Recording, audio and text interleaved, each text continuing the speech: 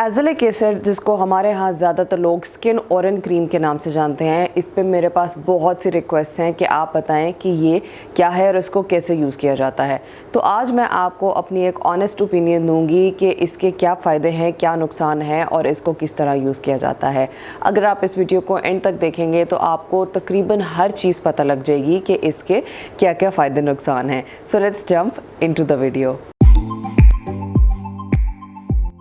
अस्सलाम वालेकुम, मेरा नाम डॉक्टर हिरा अलवी है। मैं एक कंसल्टेंट प्लास्टिक सर्जन हूँ और लाहौर में प्रैक्टिस करती हूँ। एज़िलिक एसिड क्या चीज़ है? एज़िलिक एसिड एक सैचुरेटेड डाइकार्बोक्सिलिक एसिड है जो कि एक यीस्ट प्रोड्यूस करती है जिसका नाम है मेलासीसिया फर्वर, जो कि नॉर्मली भी हमारी स्किन पे प्रेजेंट होता है। ये बेसिकली एक टायरोसिनेज इनहिबिटर है। टायरोसिनेज इनहिबिटर ऐसी चीज़ होती है जो कि चेहरे के ऊपर मेलानिन बनने को रोकती है, और मेलानिन ऐसी चीज़ होती है जो कि हमारे चेहरे को पिगमेंट देती है, जिसमें जितना ज़्यादा मेलानिन होता है उतना ही ज़्यादा उनका कॉम्प्लेक्शन डीपर होता है। सो जब ये मेलानिन की प्रोडक्शन को कम करता है तो जो स्किन डार्कनिंग है ये उसको रिवर्स करता है। ये एक एंटीऑक्सीडेंट है, एंटी इन्फ्लेमेटरी है, माइल्ड एक्सफोलिएटर है, कुछ ना कुछ हद तक ये एक्ने को स्टॉप करता है और एक्ने के बाद जो ब्राउन स्पॉट्स बन जाते हैं उसको इम्प्रूव करता है। ये post inflammatory hyper pigmentation and melasma में हेल्प करता है और उसको रिवर्स करता है। रोजेशिया के पेशेंट्स को हेल्प करता है एंड ये कोमिडोलिटिक है, यानी कि ये ब्लैक हेड्स को कम करता है। उसके अलावा ये स्किन को मैटिफाई करता है। ऑयल प्रोडक्शन कम नहीं करता लेकिन स्किन को एक मैट लुक देता है। ये एक्ने प्रोन स्किन के लिए, सेंसिटिव स्किन के लिए, oily skin people, pregnant women, इन सब के लिए बहुत अच्छा है। तो मैं एंड तक आपको डिटेल में सब बताऊंगी कि किस किस को इसको कैसे यूज़ करना है। एज़िलिक एसिड की डिफरेंट कॉन्सेंट्रेशंस आती हैं स्टार्टिंग फ्रॉम 5 to 20%। जो 10% तक होती हैं वो ओवर द काउंटर आपको इजीली मिल जाती हैं, और जो 15 and 20% होती हैं वो मोस्टली प्रिस्क्रिप्शन स्ट्रेंथ होती हैं। 15% में हमारे पास एक्नोरेन जेल आती है और 20% पे हमारे पास स्किन ऑरेन क्रीम आती है। अब इवन दो कि ये प्रिस्क्रिप्शन स्ट्रेंथ मेडिसिन हैं लेकिन हमारे यहाँ ये ओपनली आपको ओवर द काउंटर मिल जाती हैं। ज़्यादातर जो क्लिनिकल स्टडीज़ हुई हैं जो कि इसकी एफिकेसी को प्रूव करती हैं वो 15 और 20% यानी कि जो प्रिस्क्रिप्शन स्ट्रेंथ मेडिसिन हैं उस पे हुई हैं। लेकिन जो 10% तक की स्ट्रेंथ में भी एज़िलिक एसिड आता है वो भी इफेक्टिव होता है, क्योंकि उसके अंदर बाकी स्किन लाइटनिंग इंग्रेडिएंट्स भी ऐड किए होते हैं, मल्टीपल और चीज़ें एडेड होती हैं जिसकी वजह से उसकी एफिकेसी ज़्यादा हो जाती है। एक और चीज़ ये है कि जो जेल फॉर्म होती है वो बॉडी में ज़्यादा ईजिली पेनिट्रेट करती है और ज़्यादा इफेक्टिव होती है एज़ कम्पेयर टू वो जो क्रीम फॉर्म में होती है। सो एक्नोरेन जेल चाहे 15% में आती है लेकिन वो इक्वली इफेक्टिव होती है 20% स्किन ऑरेन के हिसाब से। सो ये दोनों का परसेंटेज का फ़र्क है लेकिन इनकी एफिकेसी तकरीबन बराबर होती है। यहाँ पे एक डिस्क्लेमर ये है कि इसको अक्सर as a skin whitening ingredient कहा जाता है कि ये क्योंकि मेलास्मा और हाइपर पिगमेंटेशन पे इफेक्ट करता है तो ये स्किन वाइटनिंग कराता है। एक्चुअली ये उन सेल्स पे ज़्यादा इफेक्टिव होता है जो कि जल्दी जल्दी ग्रो कर रहे होते हैं या जो हाइपर एक्टिव होते हैं। जैसे मेलास्मा में वो जल्दी जल्दी ब्राउन या डार्क पैचेस बना रही होती है स्किन, एक्नी बहुत जल्दी जल्दी बढ़ रही होती है, वो सेल्स ज़्यादा जल्दी मल्टीप्लाई करते हैं। रोजेशिया के पेशेंट्स जो होते हैं जिनमें बहुत ज़्यादा रेडनेस आती है उनके अंदर भी स्किन के सेल्स जल्दी मल्टीप्लाई कर रहे होते हैं। तो ऐसे सेल्स के ऊपर ये ज़्यादा अफेक्ट करती है। अगर आप इसको as a skin whitening ingredient इस्तेमाल करना चाहते हैं और आपको इनमें से कोई प्रॉब्लम नहीं है तो ये आपकी स्किन को लाइट नहीं करेगा, इवन दो कि ये इसकी antioxidant, anti inflammatory properties, exfoliation, ये सारे के सारे बेनिफिट्स आपको मिलेंगे, लेकिन ये as a sole ingredient whitening agent नहीं है। स्किन ऑरेन क्रीम को इस्तेमाल किस तरह से करते हैं? जब भी आपने कोई भी नई चीज़ स्टार्ट करनी है तो उसका पैच टेस्ट करना है। पैच टेस्ट ये होता है कि आपने कान के पीछे या अपने बाजू की अंदर वाली साइड पे एक छोटा सा स्पॉट लगाना होता है जिस भी चीज़ को आप यूज़ करना चाहते हैं, और उसको 48 to 72 आवर्स में देखना होता है। अगर आपको कोई इरिटेशन, रेडनेस या इन्फ्लेमेशन नहीं होती है तो मोस्ट ऑफ द टाइम्स ये चीज़ सेफ़ होती है आपके चेहरे पर यूज़ करने के लिए। इवन दो एजिलिक एसिड से कोई बहुत ज़्यादा इरिटेशन नहीं होती है, लेकिन उसके बावजूद अब जब भी कोई नई चीज़ ट्राई करें तो आप पैच टेस्ट लाजमी किया करें। सो आइडियली इसका फ़ायदा तब होता है जब इसको आप दिन में 2 दफ़ा इस्तेमाल करते हैं, यानी सुबह में और रात में। लेकिन जब आप शुरू में स्टार्ट करें एज अ बिगिनर तो आपने दिन में 1 बार यूज़ करना है और हर दूसरे दिन इस्तेमाल करना है फॉर एटलीस्ट 2 वीक्स। यानी अगर आपने आज सुबह में इस्तेमाल किया है तो आपने रात को यूज़ नहीं करना, आपने कल का पूरा दिन यूज़ नहीं करना और फिर आपने परसों दोबारा मॉर्निंग में दोबारा यूज़ कर लेना है।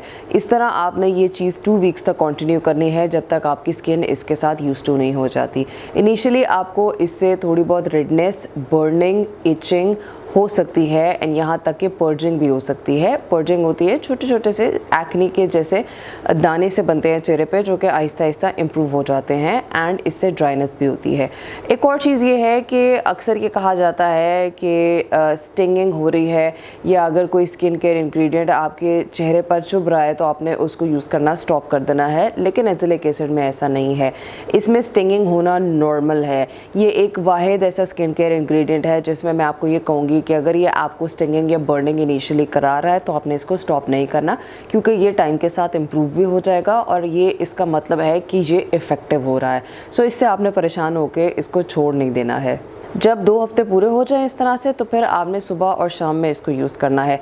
इसका तरीका ये है कि आपने फ़ेस वॉश किया, उसको टॉवल ड्राई किया, बिल्कुल कम्प्लीटली ड्राई नहीं बट टॉवल ड्राई हो, उसके ऊपर आप एक पी साइज़ अमाउंट लें और जहाँ पे आपके प्रॉब्लम एरियाज़ हैं, यानी कि अगर आप मेलाज़मा के लिए यूज़ कर रहे हैं तो वहाँ पे डॉट करें, अगर आप पोस्ट एक्ने स्कारिंग के लिए या रेडिश जो स्पॉट्स हैं उसके लिए यूज़ कर रहे हैं तो भी उन जगहों पर डॉट करें और फिर पूरे फेस पे स्प्रेड कर लें।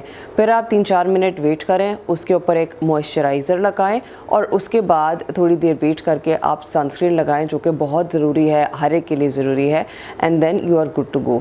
इसमें बहुत से क्वेश्चंस होते हैं, कुछ को मैं यहाँ पे एड्रेस कर रही हूँ। अगर आपके कोई क्वेश्चंस रह जाएं तो आप मुझसे कमेंट सेक्शन में ज़रूर पूछिएगा। सबसे पहला सवाल ये होता है कि क्या ये हमारी यानी स्किन ऑफ कलर के लिए सेफ़ है? तो येस, ये स्किन ऑफ कलर के लिए बहुत सेफ़ है और आप इसको बहुत आराम से यूज़ कर सकते हैं विदाउट एनी टेंशन कि ये आपको इरिटेशन कराएगा या आपकी स्किन को ख़राब करेगा। दूसरा सवाल ये होता है कि क्या ये प्रेग्नेंट ख़वातीन यूज़ कर सकती हैं? तो येस, ये प्रेग्नेंट ख़वातीन यूज़ कर सकती हैं। ये प्रेगनेंसी सेफ़ है और इसमें प्रेगनेंसी में यूज़ करने में कोई इशू नहीं है। एक और क्वेश्चन ये होता है कि क्या एजिलिक एसिड को हम लॉन्ग टर्म यूज़ कर सकते हैं? तो एजिलिक एसिड को आप बहुत लंबे अरसे तक यूज़ कर सकते हैं। इसको लंबे अरसे यूज़ करने में कोई प्रॉब्लम नहीं है। इनफैक्ट बहुत सी चीज़ों की मेंटेनेंस के लिए हम इसको लॉन्ग टर्म देते भी हैं। फिर एक सवाल ये होता है कि इसके रिज़ल्ट्स कब तक आते हैं? तो इसके रिज़ल्ट्स उन लोगों को मिलते हैं जो पेशेंट होते हैं, जो कि कंसिस्टेंट होते हैं। इसके रिज़ल्ट्स मिनिमम 6 हफ्ते में यानी 1.5 महीने में आना शुरू होते हैं और अच्छे रिज़ल्ट्स आपको 3 मंथ्स एंड उसके बाद नज़र आते हैं। सो अगर आप इसको यूज़ कर रहे हैं तो आपने ये नहीं सोचना कि आपको इसको यूज़ करते हुए 10 दिन हो गए या 15 दिन हो गए और इसने अभी रिज़ल्ट शो नहीं किया। ये स्लोली करेगा लेकिन ये डेफिनेटली रिज़ल्ट शो करता है। क्या इसको ट्रेटिनोइन के साथ यूज़ किया जा सकता है? येस, इसको आप ट्रेटिनोइन के साथ यूज़ कर सकते हैं, सेम टाइम पर भी यूज़ कर सकते हैं। पहले बेशक इसको लगा लें और उसके बाद आप अपनी रेटिनॉल या रेटिनॉइड क्रीम यूज़ कर लें, या पहले वो यूज़ कर लें और बाद में ये यूज़ कर लें। ये सेम टाइम पे यूज़ हो सकता है। और क्या ये AHAs एंड BHAs यानी जो केमिकल एक्सफोलिएंट्स हैं उनके साथ यूज़ हो सकता है? तो येस, ये उनके साथ भी यूज़ हो सकता है। लेकिन मैं हमेशा रेकमेंड करती हूँ कि जब भी आप कोई नया एक्टिव इंग्रेडिएंट स्टार्ट करें तो आप बाकियों के ऊपर थोड़ा सा हाथ हौला रखें। सो अगर आपने ये स्टार्ट किया है तो आप कुछ हफ्ते के लिए AHAs एंड BHAs ना यूज़ करें और उसके बाद आप उनको दोबारा से अपनी रूटीन में ले आएँ। क्या इसको मेलाज़मा के ट्रीटमेंट में हाइड्रोक्विनोन की जगह इस्तेमाल किया जा सकता है? तो हाइड्रोक्विनोन एक ऐसी चीज़ होती है जो कि हम प्लास्टिक सर्जन्स सबसे ज़्यादा मेलाज़मा के ट्रीटमेंट में देते हैं। हाइड्रोक्विनोन एक गोल्ड स्टैंडर्ड ट्रीटमेंट होता है जो कि बहुत ज़्यादा इफेक्टिव होता है अगेंस्ट मेलाज़मा, लेकिन वो आप लॉन्ग टर्म यूज़ नहीं कर सकते। हाइड्रोक्विनोन आप 3 महीने इस्तेमाल करते हैं, फिर 3 महीने छोड़ते हैं, फिर 3 महीने इस्तेमाल कर सकते हैं, फिर छोड़ सकते हैं। उसको आप लॉन्ग टर्म यूज़ नहीं कर सकते। ऑल्सो उसकी इरिटेशन भी ज़्यादा होती है, सो उसका यूज़ ट्रिकी होता है। तो आपने जब भी उसको यूज़ करना होता है अपने डॉक्टर की प्रिस्क्रिप्शन के साथ करना है। Azelaic acid on the other hand, अगर आप as a sole ingredient use कर रहे हैं मेलाज़मा हाइपरपिगमेंटेशन के लिए तो ये बहुत ज़्यादा इफेक्टिव नहीं नहीं है, लेकिन इसकी इरिटेशन कम है और इसको आप लॉन्ग टर्म में यूज़ कर सकते हैं एज मेंटेनेंस। सो जब एक दफ़ा मिलाज़मा ट्रीट हो गया है और उसके बाद मेंटेनेंस के लिए आपको कुछ चाहिए तो एज़िलिक एसिड एक बहुत ही अच्छा रोल प्ले करता है। उसके अलावा अगर पिगमेंटेशन प्रेगनेंसी में आ रही है या एक्ने आ रही है प्रेगनेंसी में, तो उसमें एज़िलिक एसिड एक बहुत अच्छा रोल प्ले करता है, बिकॉज आप उसको यूज़ कर सकते हैं ड्यूरिंग दैट टाइम। आप हाइड्रोक्विनोन भी यूज़ नहीं कर सकते, आप रेटिनॉइड्स भी यूज़ नहीं कर सकते, लेकिन प्रेगनेंसी में मिलाज़मा के लिए एंड एक्ने के लिए आप एज़िलिक एसिड यूज़ कर सकते हैं। क्या इस स्किन ओरेंट क्रीम को या एज़िलिक एसिड को as a spot treatment for acne इस्तेमाल किया जा सकता है? तो ऐसा नहीं है। आपने पूरे फेस को ट्रीट करना है और उसको एज अ स्पॉट ट्रीटमेंट नहीं लेना है। अगेन वही बात कि क्या आप एक्ने में इसको एज अ सोल इंग्रेडिएंट इस्तेमाल कर सकते हैं एक्ने ट्रीट करने के लिए?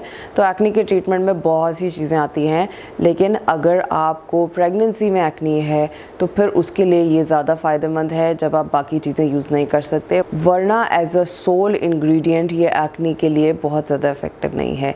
सो एज़िलिक एसिड को आप एज एन एंटीऑक्सीडेंट यूज़ कर सकते हैं। आप एक्ने के ट्रीटमेंट में, मेलास्मा के ट्रीटमेंट में, जो भी डार्क स्पॉट्स हैं उसको ख़त्म करने के लिए आप यूज़ कर सकते हैं। इसके बहुत से रोल्स हैं और मुझे ये बहुत पसंद है।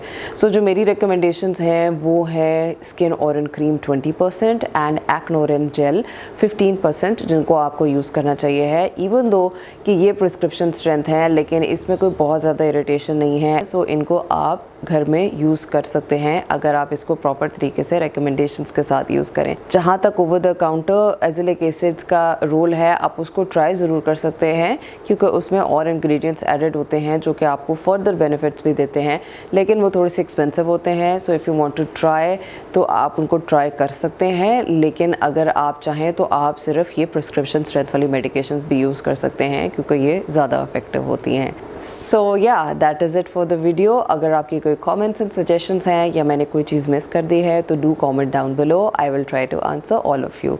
Thank you. अल्लाह हाफिज़।